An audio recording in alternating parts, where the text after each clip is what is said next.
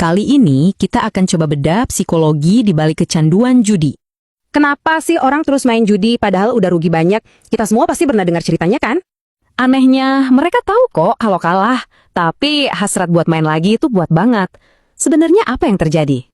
Awalnya sih alasannya macam-macam. Ada yang pengen kaya mendadak, ada juga yang cuma cari seru-seruan. Nah, ini bagian pentingnya. Ternyata otak kita itu seakan-akan terbajak sama proses judinya. Jadi, yang bikin nagih itu bukan cuma menangnya. Kalah pun bisa terasa seru karena hormon endorfin ini. Kecanduannya jadi bergeser, bukan lagi soal uang, tapi soal sensasi mainnya itu sendiri. Otak pun mulai ngasih harapan palsu. Ayo, deposit sekali lagi, pasti balik modal. Uniknya lagi, semakin sering kalah, ekspektasi kita malah jadi semakin rendah loh. Nah, gara-gara ini, menang dikit aja rasanya udah kayak menang besar, bikin makin ketagihan. Ada contoh nyata nih, teman saya senang banget menang 1,3 juta, padahal sebelumnya udah kalah 5 juta. Dan ternyata ini umum banget. Studi Stanford menunjukkan 92% penjudi itu akhirnya kebablasan. Artinya, mereka jadi nggak bisa lagi nentuin kapan harus berhenti main. Niat awal hilang gitu aja.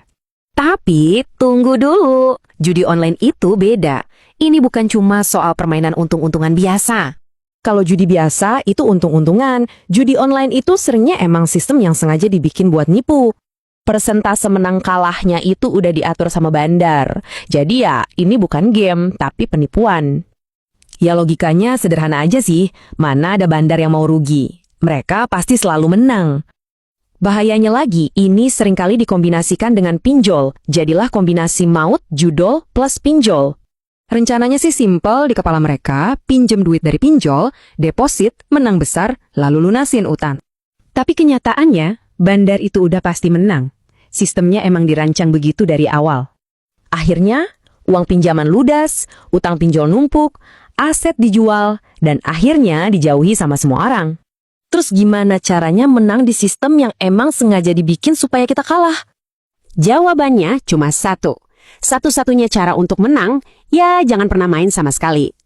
Jadi, coba deh pikirin lagi, apa sih harga yang harus dibayar buat satu game lagi?